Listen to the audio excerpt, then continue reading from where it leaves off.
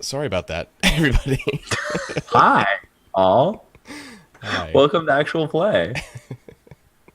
Sean. It was always your dream to like start in the middle of a conversation, right? hmm That's the hmm style.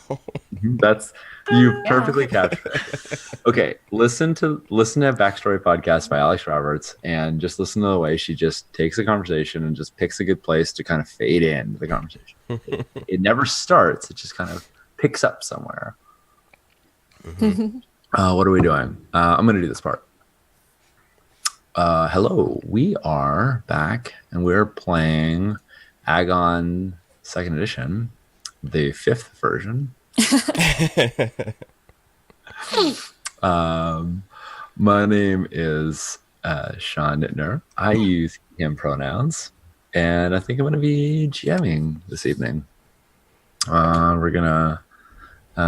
We're seeing if the rules that we wrote a month or two ago are holding up well enough for us to get them to call them good. So I feel very confident in them, but we'll find out. How about you, Karen? Hello. My name is Karen. My pronouns are she, her. I am just excited to be back and seeing what new changes have been made and seeing the second edition come together.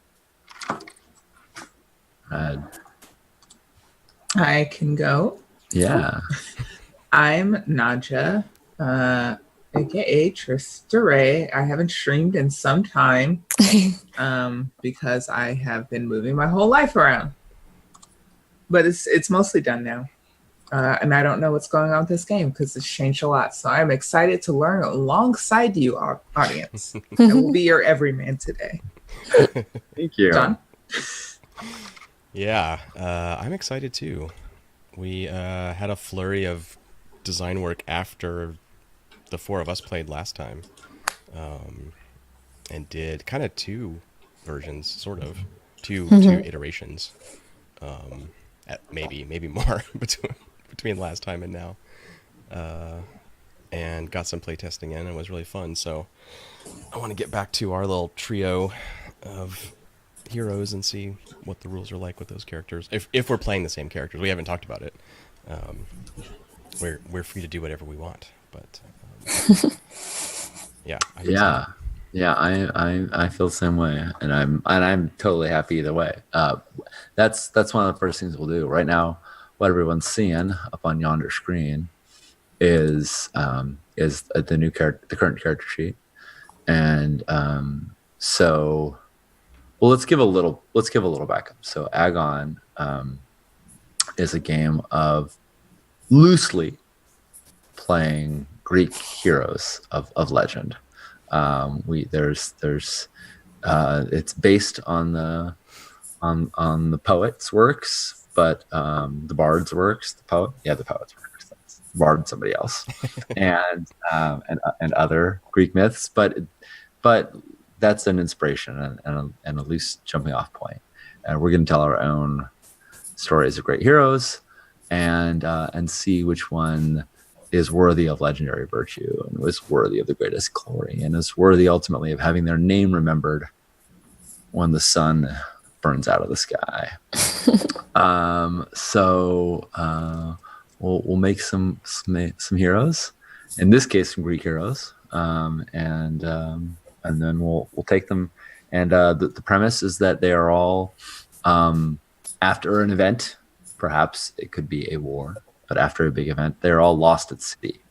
And as they travel to these islands, the islands are unknown to them. There may be Greeks on these islands, but there may be people of other nations and other places and things that are not people at all. And every time they get to sea, there's sort of a fog that prevents them from finding their way. And it's only by the grace of the gods, or the fickle will of the gods, if you will, that they have a chance to return home. And so each of these heroes, in addition to trying to be renowned as the greatest hero, are also trying to get home before their story is told, because their stories will end, and we'll find out how they fare when they do. So yeah, let's make some characters, right? Yeah. Isn't that the right thing to do? I think that's the right thing to do. So Yeah, so I will say a word before we start. Sure. I sent the PDF of the character creation process, which is somewhat simpler now, I think, a little bit. But I would also just say that one of the changes, one of the ways the game is different, is in how playstyles are a little more honored than they used to be. It used to be in Agon that there was kind of one thing. It was just glory, who can throw the glory spear the farthest, and figuring out how to do that and deny your fellow heroes potentially the opportunity to throw the glory spear, so to speak. Now things are a little more open, so I think our three characters from our last time we played were on the spectrum of like reckless glory hound to, you know, more thoughtful character. I don't know who you're possibly describing. I know, right I don't now. know who I'm talking I mean, about. some would say thoughtful. Others might say cowardly. I'm just going to throw that word out. Already. Those play styles are more viable now, and only playing the reckless glory hound is not the only viable play style. So it's something to keep in mind when you're thinking about your character. Cool. Yeah. Yeah. So do you want to walk through the steps with us, Sean, or? Absolutely, All right. absolutely. So everyone has a PDF at home, and you can record on, you know, if you're doing it on your computer as comments on that PDF or as typing out in a text document. This part is a little well, it's play testy, or if you have perhaps printed it out and would like to write it by hand, that's all fine. If you haven't printed it out and you are exactly one wall away from me and you would like me to print it out and run it over, that's also possible. I'm good. Okay. So assuming that everybody has a character sheet in some fashion, and the character sheet looks like what we have on the screen. I'm going to read the little opening bit about the game.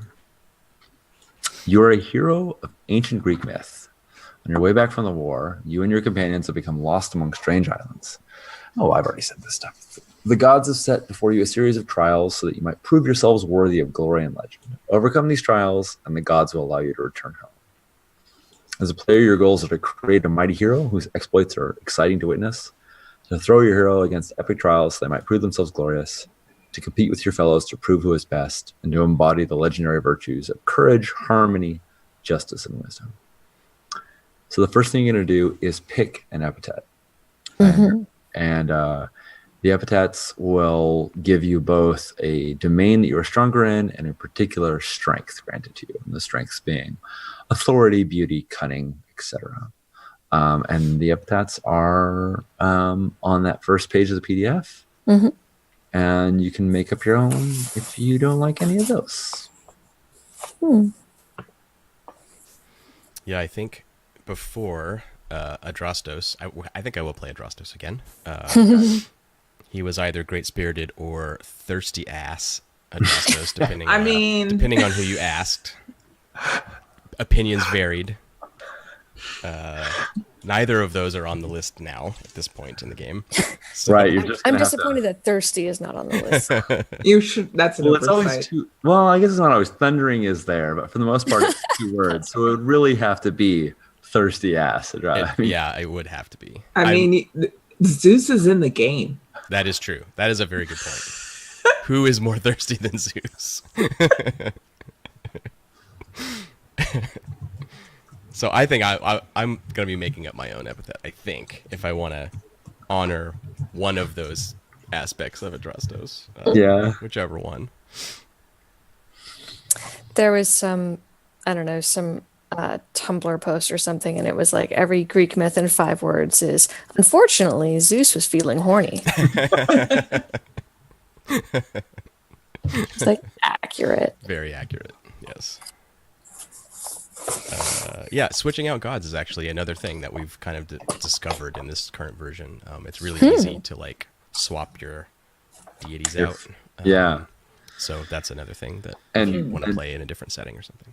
And Oh, just cool. as sort of everyone sort of intuited always from the beginning, but we never had made in the rules. It used to be that you sort of always thought, well, a god is going to grant me a boon in their favorite area, and instead it was the inverse. It was that you had to serve them in that area, and that was always the way people were always inclining to. Was, oh, this is their god's strength, so it's going to be mine. And we finally realized maybe we should do that. Maybe we should do the thing that everybody is always leaning in towards. So now. What a The god you concept. choose. What a concept. The god you choose will now give you a boon, and if you change to a different god, you get that god's boon instead, and you get the old one. So, how about you, Nadja? Are you feeling like playing Hogne, recreating Hogne, or are I you think I'm going to stick with Hogne. okay? And I will keep the clever-eyed epithet Nice. with whatever these words mean now. Yeah. Yeah. Next to it. So since you've picked one, we can do a little discussion. So all Okay. 4 domains, which are arts and oration, blood and valor, craft and reason, resolve and spirit, all 4 domains start at D6, and those are kind of sort of like the big groups that we had before of craft and sport and battle, but we've rejiggered that quite a bit. So all 4 of those start at D6, and because you're clever-eyed, your craft and reason is going to be D8 instead. Got it. Also, the strengths are by default blank. You don't have any strengths, and when you choose by clever-eyed, you get cunning as a strength at D8. So it just jumps right from 0 to D8. Nice. And all your other strengths stay at 0. So Adrastos has honored what his fellow heroes has called him. I can see on the sheet. I'm thinking about it. As just became maybe farseeing. Far something. I need something good for like heedless. But it sounds good. I was gonna go with like far leaping, like not looking before you leap, but I don't know. Sure. Sure. Bold swaggering. Swagger. Ooh, I like swagger. That sounds good. Karen, how about you? What do you think? Are you gonna go with Marika? Marika. Yeah. Here we go. I Yeah. did that on purpose. Did you? Marika. Marika. Oh This no. is Marika. Yeah, I'm gonna go with Marika. I think before she had something like manslayer, Yeah, that's what. Oh right, yeah. and I think I'm going to switch that to war leader yeah. because I think that was kind of where that name had come from, anyways, was from being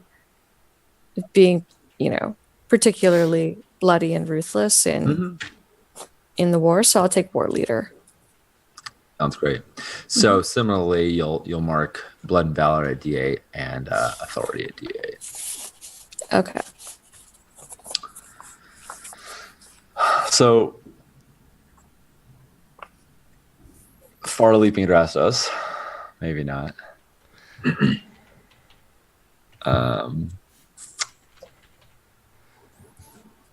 What do you think your domain and strengths are going to be?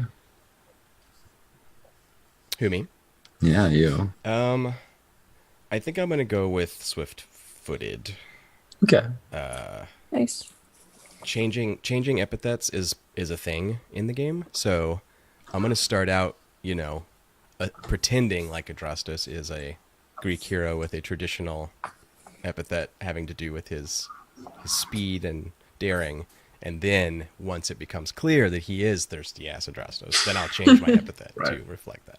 But I don't need to preload it. We can just I feel like that's D8 resolve. I don't know what horny is. What strength that is. Okay, cool. So swift-footed, John will take blood and valor as well, and he'll have the strength of daring, a D8. Yeah. So I have a question. Are we writing anything online for this? Nope. Okay. I'm writing mine on the sheet just so people can follow at home, but Got it. Okay. otherwise we can just Yeah, I'm just filling mine in on paper then. yeah. That's fine. I mean, if we get this to the point where we can, because we're playing again next week or week. Yep. Next week. If we get a character sheet done by then, we can transfer it all over. But for now, Sure. this is great. That's fine. Okay. So the next thing is pick your hero's name, which sweet, we've already done it. And you'll mark a D6 as your name die. And that's right, just to the right of your name. What? Then you'll record your lineage, who you are the child of. If you choose to be the child of a god, if you're a demigod, then you're going to mark your first 4 fate down in the lower left-hand corner. Not lower left-hand corner, middle left side. I think Marika was a demigod last time. Yep. You were here. So you'll do that. So where do I mark that? About just above legendary virtues, right on the left column. There's a bunch of fate boxes, and you'll mark the first 4. Okay, cool. And it says on that 4th one, it says an advance, a domain, or strength, but you won't do that. That's the thing you sort of lose that one advance as a demigod. But what you get is, if you look above that under divine favor, mortals get 7 divine favor, but demigods have 10.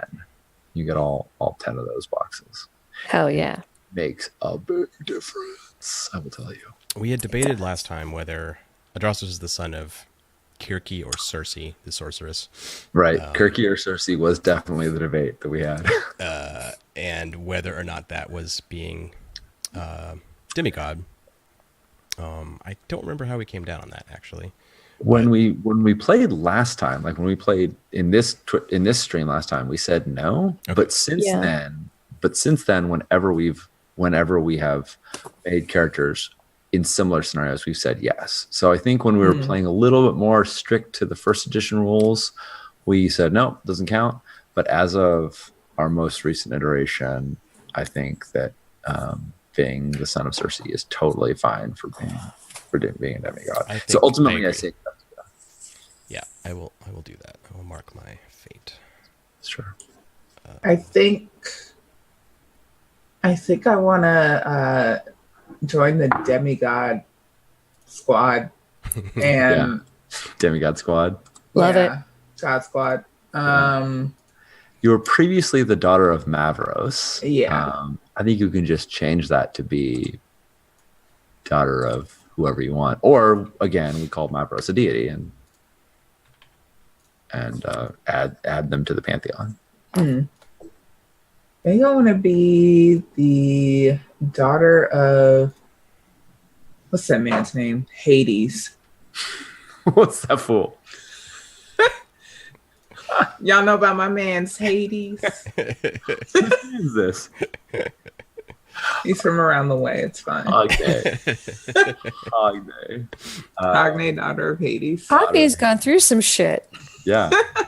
I mean, yeah, I'm loving that. All right, cool. So all 3 of you then will mark 4 fate, and you'll have the full divine favor. You don't need to mark anything in the divine favor. It's just know that you have all 10 boxes available to you. And you can tell that because the 3 on the right say demigod. So sweet. And under now you choose which god you honor, which is not necessarily the god you follow or the god you are the child of. So you pick a god to follow. If that god has a strength, and you can see over on the right under strengths, each god is associated with the strength. So Zeus is affiliated with authority. So Aphrodite with beauty, etc. If that god has a strength that is different from the strength you already have from your epithet, then you just put that strength to D8. So, for instance, if Adrastos wanted to follow Zeus, he would have both daring at D8 from being swift-footed, and he'd have authority at D8 from being from following Zeus. If Marika wants to follow Zeus. Instead of having 2 at D8, she would bump her authority up to D10. Well, I think the way I had established it was my lineage was Zeus, but I followed Hera. I think that's right. So then you would mark cunning at D8. Nice. I am going to continue to follow Artemis because my dad ruined my mom's life, and clearly Fair. the only way to get around that is to just be chased. Yep. Yeah. So that puts your precision at D8. And John's going for Hermes. I'm gonna play a fast burn character, as fast as I can burn this guy. So Yeah, burn the sky to the ground. I want to see how that goes. So I'm concentrating, which is good because I get the D10, but there's a reason not to concentrate in one thing. So Yeah. And we'll continue to see whether or not it's always been in the past that being a demigod was just like the no-brainer move for a one-shot con game. And we think that that's leveled off a little bit at this point. It's not that it's a bad choice, but it may not be as grossly different a choice. Since you're all demigods, we can't really tell, but it's cool. It'll still be informative. So you mark your strength according to the god you follow, and then record your hero's look and their armor and their favorite weapons. And look should be things that make them stand out even in a crowd. So we like have all these like montage shots where there's like all these helmeted soldiers and they've got the same armor and the same helmet and the same weapons, and then you see the big damn heroes, and even cresting a hill on the distance or even among a big crowd, they're wearing distinct colors and distinct garb, and they stand out. They're not one of the extras, and you are definitely not one of the extras. So what are some things about you that stand out even in a far distance? Anyone could pick you out. And there's some categories about your eyes or your form or your hair, or your armor, and you just pick any of those that you feel like are resonate with you.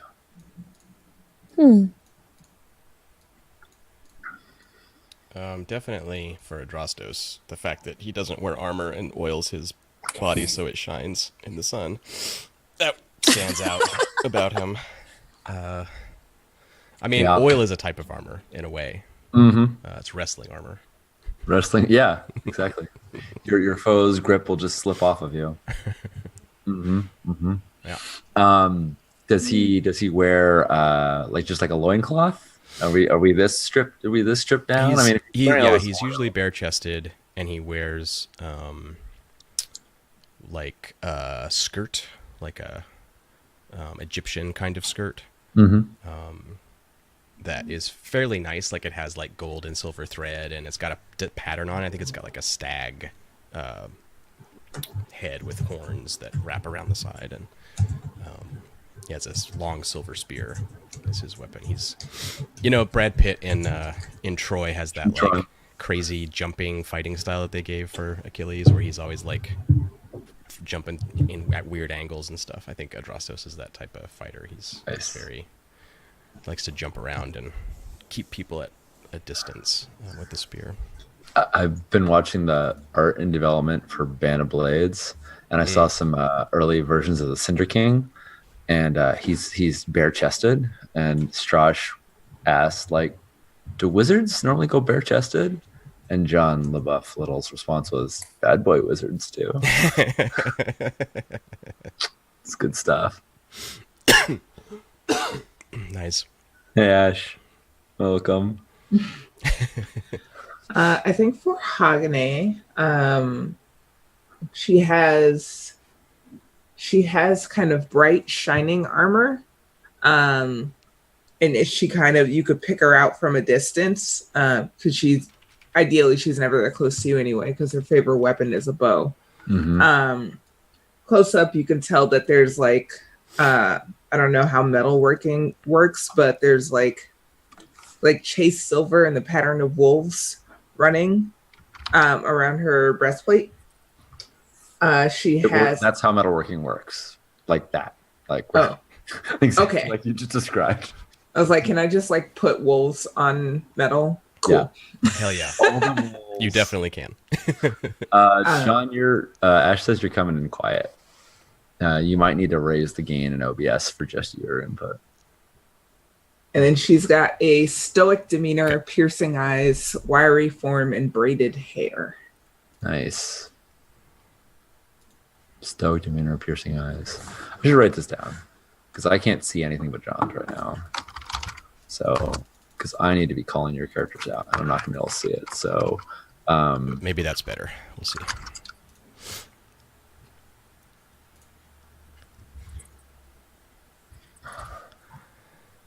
I have wolves on the breastplate, stoic eyes, braided hair. Tell me the other details. Oh, let's see. Wolves, braided hair. I have a bow. Cool. Stoic demeanor, piercing eyes, wiry form. Piercing eyes, stoic demeanor. Got it. Yeah. Stoic. Piercing eyes, wiry form. I bet they're not the only part of Hogni that's piercing. I mean, Like her bow. if I could just put down as my look, quote, "Don't at me," quote, that would be. Nice. That's her vibe. Awesome. Speaketh not. It's not about me, mortal. Ash, is John coming in better now? Let us. And how about Marika? I'm trying to figure out demeanor, but I'll go with the rest. She's got clear eyes, a muscular form. Her hair is kind of partially shaved, like on the bottom, and then Undercut? braided to kind of keep the rest of it flat. So shaved and braided. She has battered but dark armor. So I don't know how armor is kind of blackened, but it is. And I'm trying to remember if she did 2 swords or just the one. I think it she was 2 swords. Yeah. I think she had 2. So we'll go She with was a paired Beyblade. swords. Yeah. Yeah. I mean, it's great because then when you like set the one down, you can just use the other one. You got another. Yeah. And then you can switch it out. Yeah. And I mean, you bury one deep in the body of your enemy and you got a spare. So, Right. Yeah. For their friend.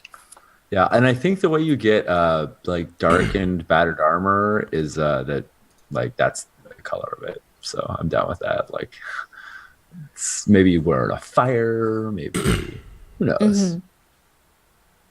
But is it? But actually, the question is: it like a matte, or is it shiny? Like, does it look all the finish has been beaten down off of it, or does it still gleam in the light? I don't know. Doesn't I matter. wasn't imagining that it was like so busted that it was dark, but I wasn't sure if there was a way to manipulate the color of armor at all, so that it could naturally be dark. Yeah, totally. I don't know. Good. Yeah. Yeah, I think so. Then yeah, but it's definitely taken a beating. It's been used. Cool. Awesome. I looked away. I should look back. Okay. Now that you've One aspect of this game, just to jump on that armor stuff a little bit, is another thing we're trying to do is like let the thing not be quite so historical or tied to reality. So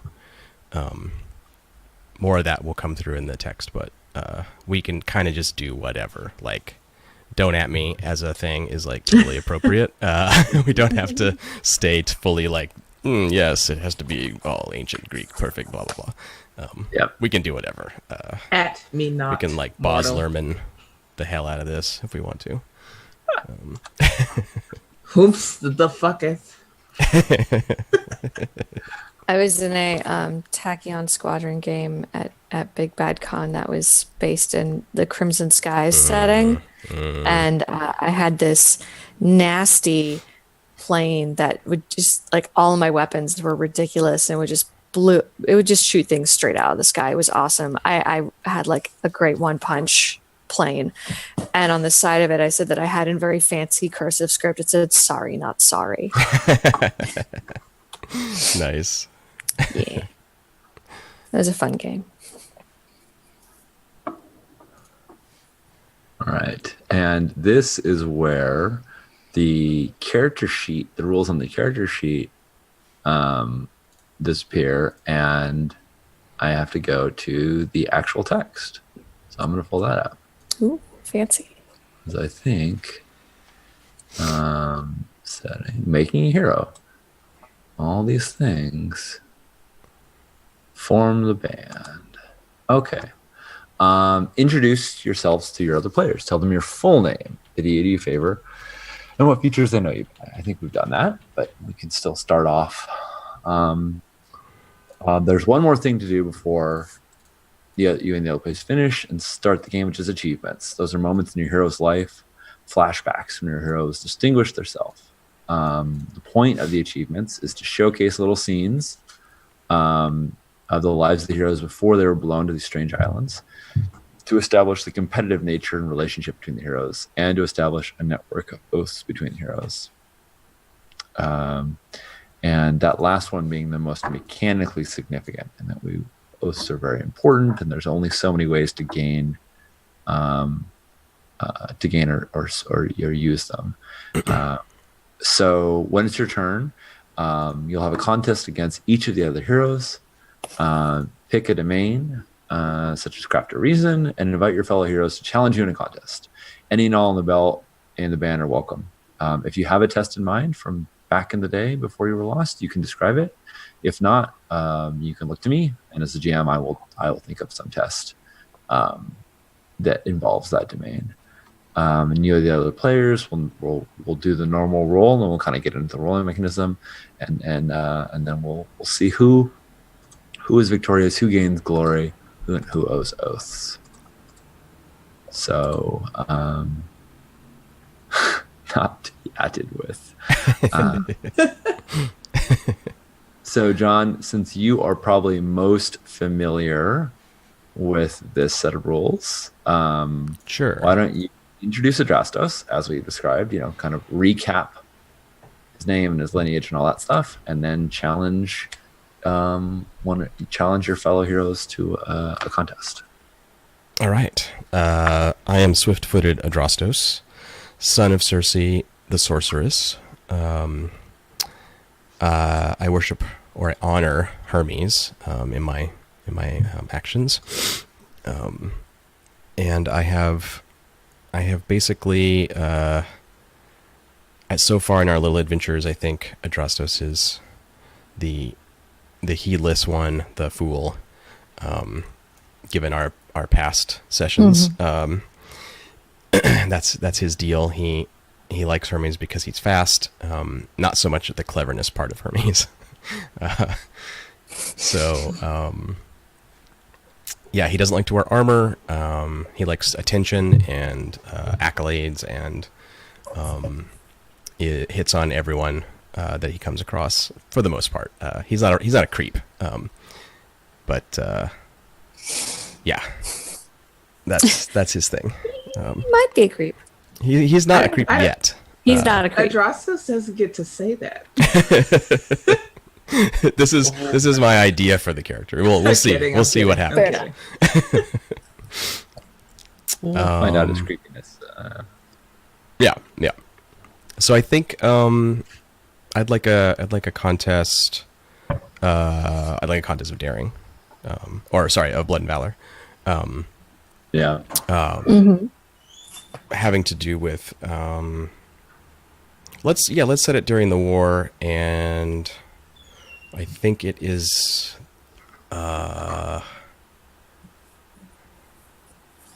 something to do with well, let's just showcase it. I'm trying to be clever. It's like a charge type situation. Like we need to. Oh my God, it's Jackson. What? Yeah. You're being mobbed.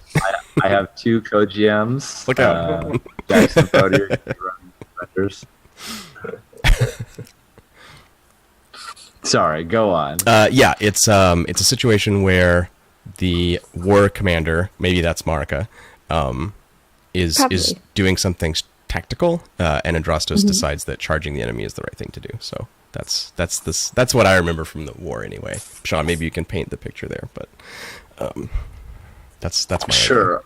I think the situation is that there's a phalanx that has rebuffed you, the army several times, and they have a very tight shield wall. And every time you've clashed against them, they've pushed you back, and a few people have been lost. And Marika has been strategizing about how to outflank them, how to maneuver around them. There are some ships coming. If you just hold off long enough, you can board a ship and move around them up the river. But in the moment in time, you're kind of pinned down. And if this sounds right to you, John, it for a moment you see like one of their battle commanders like come to issue commands. Normally they sort of like issue them from a distance, but this time they're riding by on a horse, just behind the main line, and it strikes you that you could break their formation by defeating their commander. But that first means getting through a wall of spears and shields. Yeah. So, right. So that is the challenge at foot. Who will challenge Adrastos in this competition? Question. If Yeah. I challenge Adrastos in this competition, could I not snipe said commander, or do I have to also charge Oh, shields? it's a challenge of blood and valor, so you can participate in that challenge any way you'd like. It's not a challenge of running like a wild man up the spears and shields of your enemy, Okay. right? So the goal here is to break the enemy line, and if he leaps over the shields and finds the enemy commander already dead from your arrow, then I guess you won. So yes, I would like to attempt this thing. cool. And Karen, does Marika want to? Yeah, Marika's definitely gonna get in on this because she is also a glory hound Yeah. and enjoys winning, Sure. and As you do. and does enjoy a good charge. So she's going to try to like overtake you, I guess. Oh yeah, that's cool. All right, yeah.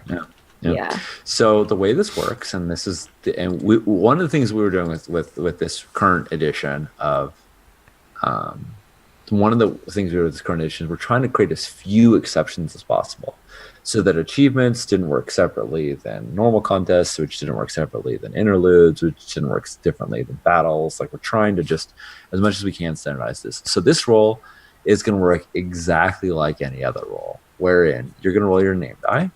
You're going to roll blood and valor. And if you want to, you're going to bring in a strength. You can choose any strength that you want, and you just describe how it applies. Like, clearly, Hogne using precision to pluck this commander off their horse with an arrow makes total sense. You just describe how you use that strength. It's not up to me to validate it or not. It's up to you to decide how it applies. And then once you've built your pool, you're all going to roll, and I'm going to roll the strife. In achievements, the strife is always going to be my base d6 plus 1d6. I won't ever have higher, but as we proceed, I'll get larger and larger strife. And if then we'll see what happens when you based on the results. The notable thing is, if you use your strength, then you mark hubris, which is that little box next to it. And if you use that strength again, it will cause agony, meaning your character is weary from it and is getting closer to their own fate. Not by a huge degree, but it's just it shows how it wears you down, and you reset your hubris through interludes. So, all that said, I highly encourage you to throw everything at it, because that's how we figure out the system, and that's how you get the most glory, and that's how you're going to be the most awesome. So don't feel any need to hold back. And I set the stakes. I set the difficulty by rolling first. So before you decide to build your die pool, or hold on, this is when not having played this game in 2 months matters. John, I think I roll first, and that's the target, and then you decide. Or do we Yes. all decide what dice we're rolling, and then That's right. I roll? Which one? I roll, You- and then you pick your dice? Yes, you roll first, Sean. Sorry. I cut out for a second. Yes, you roll first. All right. Okay. Okay. So...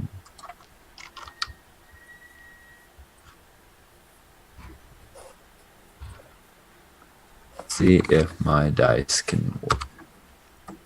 Yep, of course. Yep. My dice naturally do what they do when I GM. GM dice on fire already. Lovely. So, of note, if this was another part of the game, I could spend Divine Favor and explode that 6. Not doing that now, but the target is 6. If you beat me, you'll gain glory. If you beat me and you roll the best, you'll gain 6 glory. But you'll owe all the others an oath. So everybody go ahead and assemble your dice. So I'm going to be rolling my name of D6, my blood and valor of D8, and I'm going to, I am going to use my strength of being daring, since I am jumping out from behind cover and charging the shield wall to leap over and stab the commander. Sounds good. And I'm not spending any divine favor before the roll. I don't think. I'd say let's No, not I'm use not. Divine Favor in this first batch, just so that Yeah. we can kind of get familiar, and then we can start adding Divine Favor. It's not like it's complicated, but Yeah, fair enough. start easy. So, all right. How about you, Naja? I will be using my name die of D6, Mhm. blood and valor of D6, and as you previously mentioned, my precision of D8, because I am trying to snipe rather than charge forward. Legit. And Karen? I'll use my name, I'll use Blood and Valor, and I think I'm going to use Cunning. I'm going to follow up just behind Adrastos, just in case anybody wants to launch an arrow at us. Right. And then my plan is to try to whip around and pass at the last moment. It's like the cyclists that follow in the other. Drafting. Yeah. Mm. Uh-huh. Uh-huh. Mm-hmm. Nice. Get that 10% less wind resistance. Yep. Hello, Allison. It's been way too long. Hello. Okay, cool. So go ahead and roll. It doesn't matter what order you do. The syntax is /R space. Oh. What? Wait, /R space. What's wrong? He lost. Missed by 1. Oh, there it is. Sorry, I didn't see the roll come up. What? How am I rolling this? /R space left curly bracket. Your dice pool in the form of 1d6 plus. You can see the way that they have that John and Naja have it written out, and then right curly bracket K1 for keep Okay. one. My D10 totally betrayed me. Your D-Tren gave you Got a 3. rude. Ooh. Damn it! Nothing has changed. I know. It's starting already. What is this? Oh, sorry. Did I tell you that we had the cheat codes in this house? For all just max Lord. all our dice. Marika wins everything. Mm-hmm. It's true. Just this once. Oh, yeah. Just You, this you once. should see the way Sure, I Jan. sample text Karen. And Marika wins again. Because it's true. Okay, wonderful. This is exactly as expected. So we have some different results. Adrastos failed. Adrastos Yep. lost. Yep. He suffers agony Oh, no. because he failed. So he's going to mark that D4 agony. and for failing to beat the opposition. He is thwarted. He is tangled in their spears. I think it's I think the leap is bold and beautiful, and he gets over them. And then when he lands, he is surrounded by men with spears and is battling them all off. And by the time he finally breaks through, sweaty and cut and battered, he sees that the war leader has already been slain. I got a cool cut like on my cheek. Yeah. And like all that like scuff marks from like grabbing, flipping him over, and right, like dirt stuff. Yeah, it looks super badass. But so Mark's agony. Agony succeeds. So she's going to gain 1 glory. And she is not going to mark Pathos because she succeeded. Yeah, her arrow flies true. I think it sinks right into the breastplate of the war leader. But they continue to ride despite the wound. It's an impressive shot, but one that does not penetrate deep enough. And it's finally Marika who breaks the line and slays the leader. I think when Adrastos leapt, Marika just kept running straight. Yes. So use the confusion of his attack to just carve a path. Nice. I think that's exactly what happened. And do you want to describe, as the one who won, you sort of get to have the final say in how it goes down. Do you want to describe what it looks like for you when you defeat this wounded but still fighting war leader of the opposite? Yeah, because I think Adrastos is like, and tell me if this isn't your fighting style, but it like very ferocious and spinning and kind of going all over the place. Yeah. But just kind of circling around, and Marika just cuts a straight line through, and is very doesn't have a lot of flourish to it. Is just like get the job done, and look cool, but yeah, goes in and has a couple of exchanges, and then the guy gets the arrow in the chest, and the start of that gives her an opening, and she can go in, and I think that's when Adrastos breaks through behind her, sweaty and out of breath, and has perhaps overexerted a little bit as Marika is wiping her blade clean. Yes. She's nice. like, thanks for the distraction.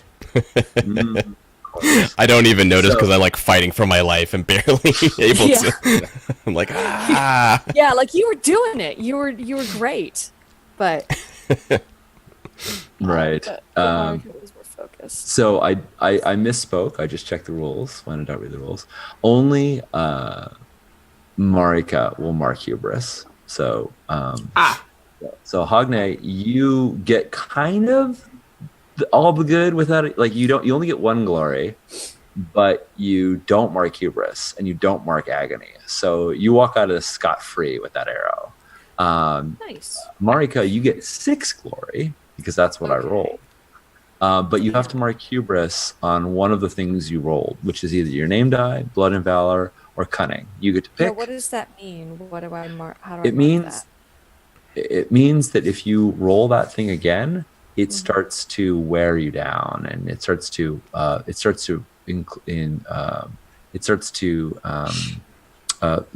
begin your agony track of begin your eventual defeat, or in most cases just the signs of your weariness. Okay, and I do that by.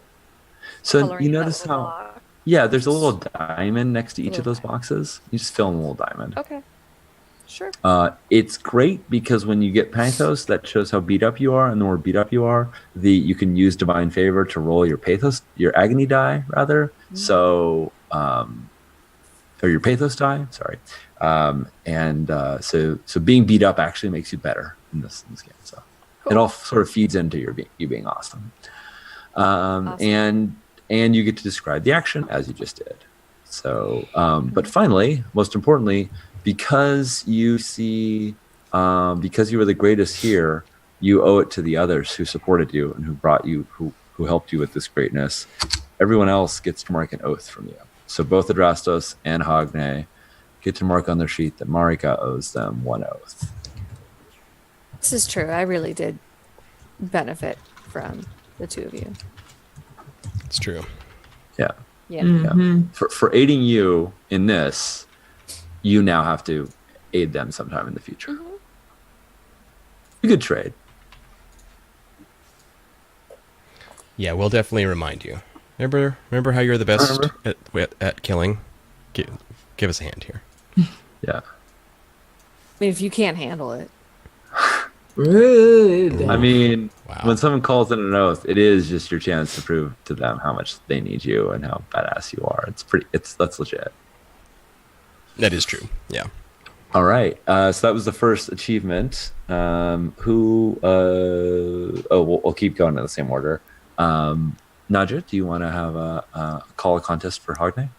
Yeah. I think. Actually, I want to correct one thing. John, since you're recording everything on the sheet, will you also fill in the dot for the D4 pathos? Oh, yeah. Just so that everyone at home can see it. Yep. Cool. Go on. Sorry about that. No problem. I think at some point after the war, in our being lost generally, we find ourselves in some sort of like horrendous magicked forest that confounds any sense of direction. And I would like to have a contest of craft and reason to get out. Yeah. Hopefully we don't fail because, I don't know, maybe we start there. Yeah. Right. Nice. Exactly. First island. Magical forest.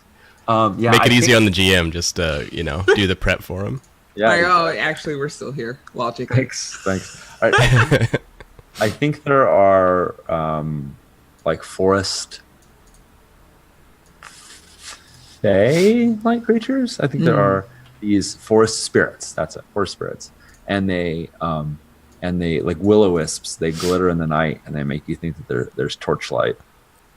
And so you keep thinking that that you have found other people, and you found civilization, and you break into a clearing, and there's nothing there, but they keep leading you towards more and more dangerous places. You could break into a clearing and fall out, and it turns out that it's a cliff edge, or that there's some other horrible trap. So you have to make sense of the wild and malicious spirits. Yes. So I will roll your opposition as I did before, and see how we do. Set your target. Who else will attempt to navigate their way out of these haunted woods? Definitely. Yeah. Yeah. I don't much care for the haunted woods. Sure. I can probably find a friendly dryad who would want to, show you the way out. to have a conversation by a clear forest stream, and just see where that goes. Let's see how friendly the forest dryads are then. With a little boop. Okay. I call that a subpar roll. So your target's a 5. And Hogne, why don't you take the lead on that? So I am rolling my name die at D6, my craft and reason at D8. Yep. And I am rolling my cunning at D8 because I am marking which direction we came from by shooting arrows into trees so that we know we came from straight back that way. Nice. I love I'm not gonna say what I have in mind because I want to see how the roll goes first. Let's see. So It's not good. It's not good. it's not good.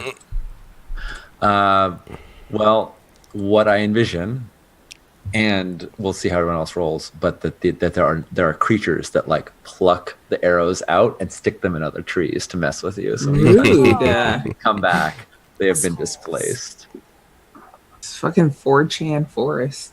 Yeah, I think the worst is when you come and you find a really old battered arrow that doesn't have your markings, and you see someone else has tried this tactic as well. All right, how about Adrastos? What are you doing? 4 for me. I wander away from the group to whisper to the Dryad spirits to attract one who couldn't possibly resist my beauty and charm, and I fail. Oh yeah, I think it works very well, and you definitely get the attention of a Dryad. Oh, good, great. Who just keeps saying, come a little bit closer, come to my tree to meet me, and that tree just keeps me a little further away.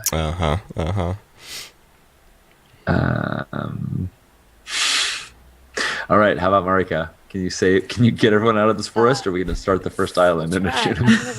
I'm gonna roll my name die. I'll roll. This was a craft and reason, Craft and reason, yep. and I'm gonna roll my authority in that this is nonsense, and I refuse to put up with it. Right. Nice. March right out of this forest. This is ridiculous.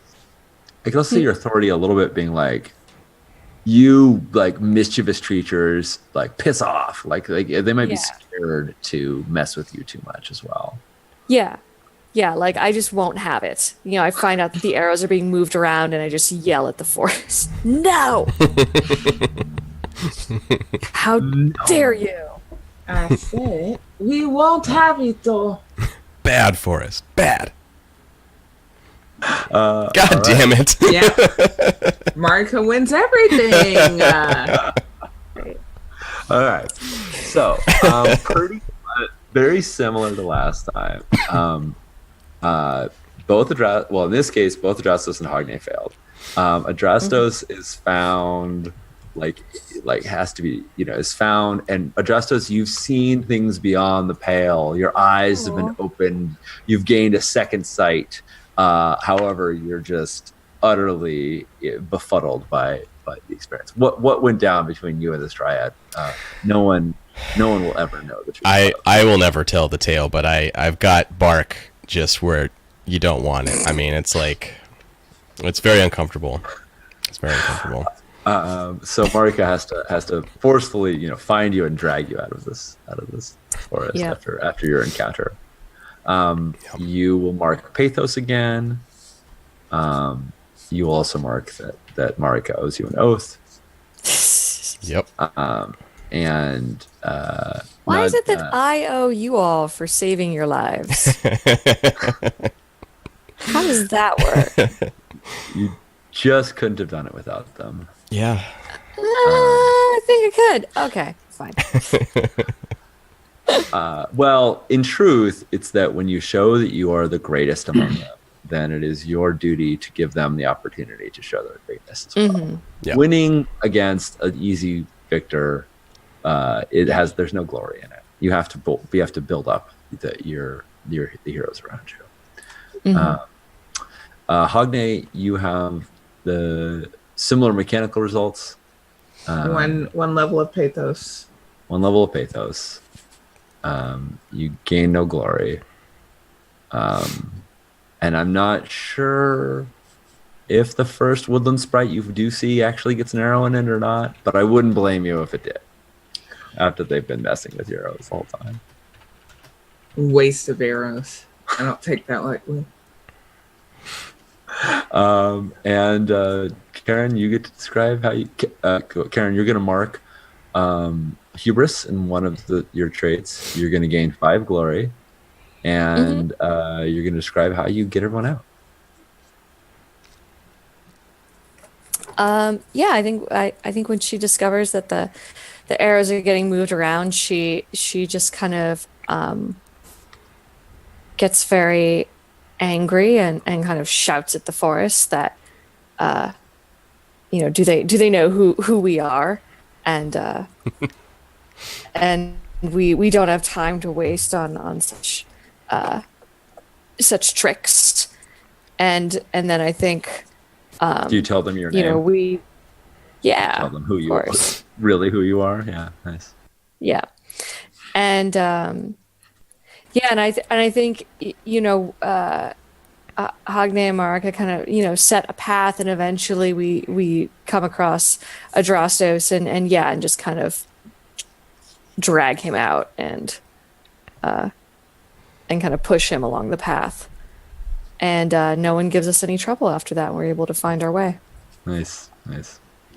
Cool. So mark on that. Nadja, you might have already done it, but I forgot to say, you also mark that Marika owes you an oath. Yeah. Cool. Got 2 Marika oaths. Yep. Awesome. All right, Marika, you get to set. I feel like it's a little bit like Monty Python and the Holy Grail, and when they rescue Sir Galahad from the monastery. Oh yeah. It was too- Definitely. Too treacherous. No, I could handle a bit more treacherous. Dangerous. Yeah, Yeah. it's fine. Adrastos gets tied to the mast a lot. That's Right. it's very It's common. Yeah. It's common routine. yeah. All right. So Marika, what challenge would you like to do? And you don't need to follow chronology. So if you want to say something back in the war, that's fine. This can all be flashbacks are totally fine. I want to see a resolve and spirit roll Okay. from a good old fashioned drinking contest. Oh, nice. What's at stake for this drinking contest? Like, do you envision it just being like who can get who under the table, or is there some? Well, there's like a game to it because it's like chess boxing but with booze. So it's Yes. like drink and then you get up and you do something that Yeah. require you to perhaps be more level-headed, and then you go drink some more. Yeah, I think if it's okay with you for me to add it, because we haven't talked about your crew at all, and I think that there's sort of a drink and then draft. Like you take a shot and then you get to pick a person, or you get to choose from who's going to be on your crew, or perhaps this has to do with how you're going to whoever wins is the one who gets the best boat as you're going home or something like that.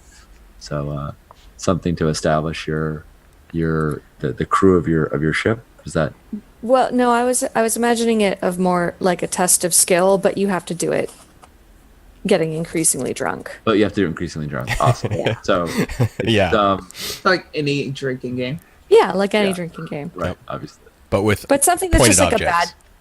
something that's a bad plan, like darts and drinking. Sure. Mm-hmm. Tarts and drinking sounds great. Yeah. Awesome. All right. So surrounded, if maybe javelins and drinking. I don't know. To be Sure. Oh god. Yeah. Lawn darts and drinking. What's that? Awesome. It's like lawn darts and Lawn drinking. How darts. far can you throw this javelin? yeah. Chug, right. chug, chug. Awesome. All right. So let's see how well the others around you do. There are many who want to have the furthest javelin toss, the most accurate javelin toss, and of course they do spectacularly because Of course they do. So 6 is what's on deck. And Marika, how will you face? Oh, I'm sorry, I didn't ask. Who is going to engage in this challenge along with Marika? I will. Who will try? Nice. Yeah. Yeah, that's what I thought. We must. We got to try. All right, Marika. What are you going to? What are you going to roll to? I'm gonna roll my name die. I'm rolling resolve and spirit because it's about like constitution. Yes. And I'm gonna try precision. You don't have precision. You only have your. I don't have precision. No, you I only just have my have 2 strengths. Yep. But if you use one, because they're Yeah. both marked with hubris, all it does is give you a pathos. And again, pathos is kind of showing your weariness, but it also gives you strength later on. You could not choose to use a strength, and then you wouldn't mark Pathos, but Yeah, because my two strengths are authority and cunning, mhm. and I don't know how either one apply here. It's a good point. Sometimes they just don't. Cunning, I could Yeah. definitely see where you're like pretending I'm to gonna drink. pretend to drink. Yeah. No, that would be cheating. That would What's be that? cheating. I mean, We all know you have hacks anyway. What does it matter?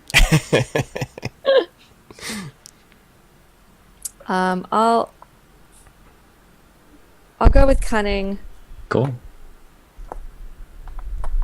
All right. So before the roll, go ahead and mark your Pathos. You're going to mark a D4's Pathos because you're using a strength that's already been exhausted. Yeah. And then go ahead and roll all those things. Okay.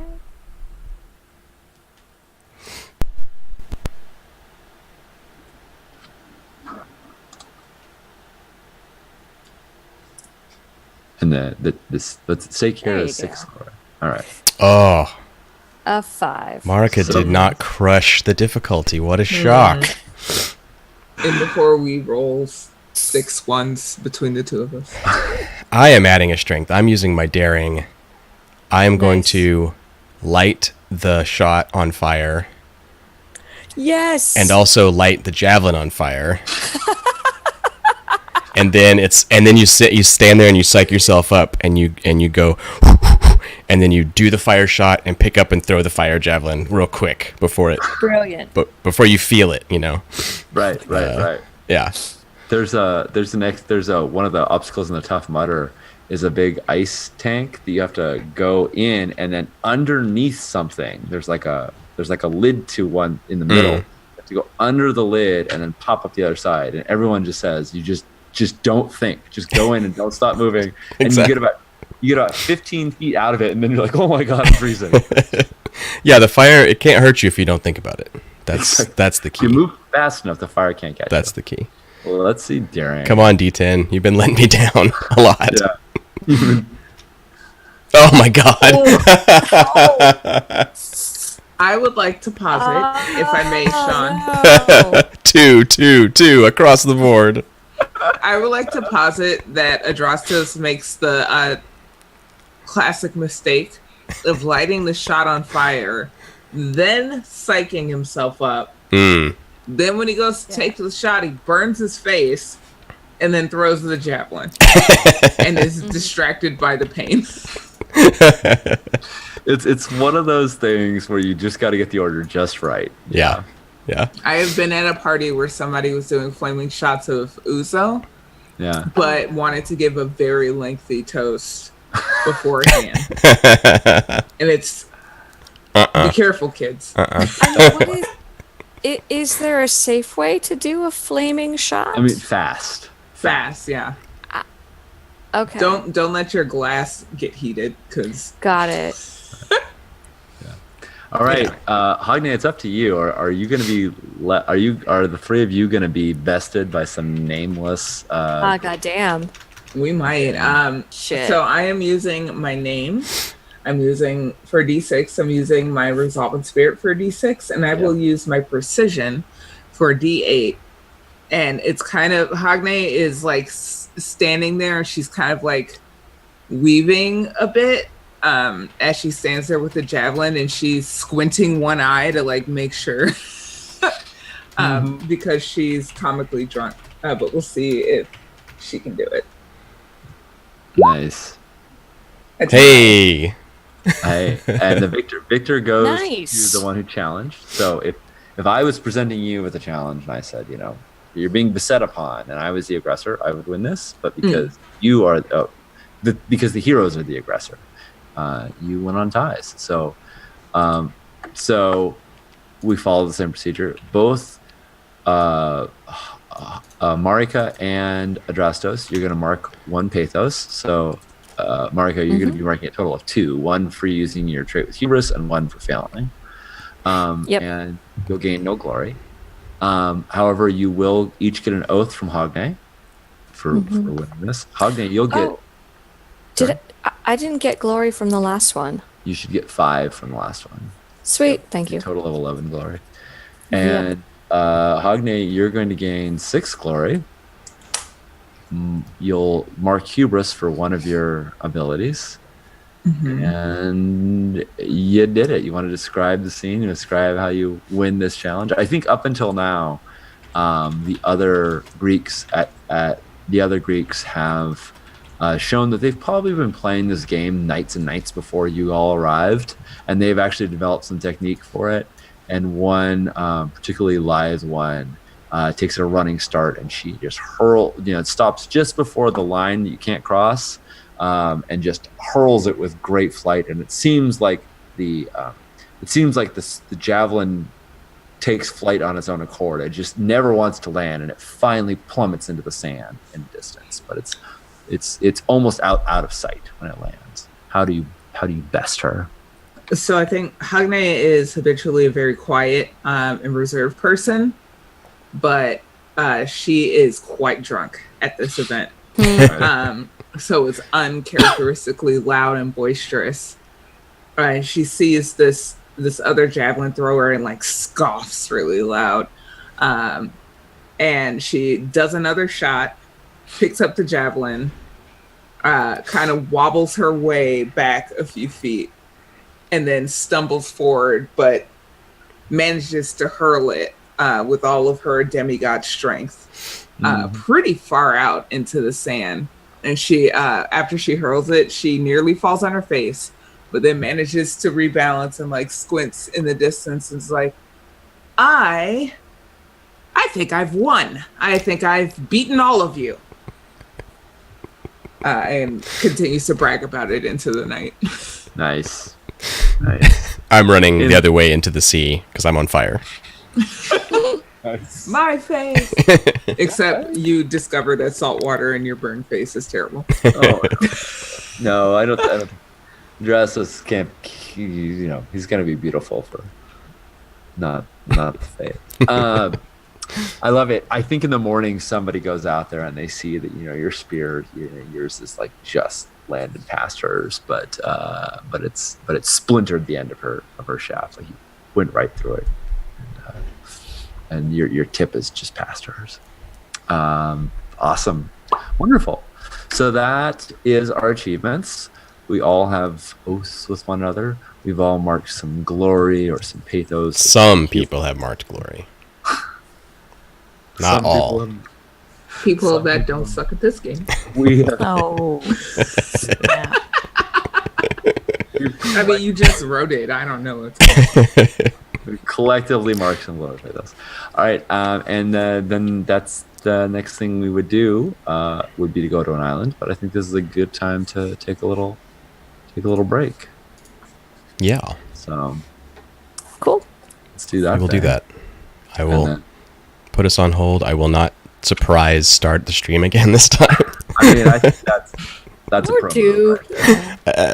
We'll see what happens. And we'll end in the Isle of something. Yeah. All right. Be back in a bit. All right.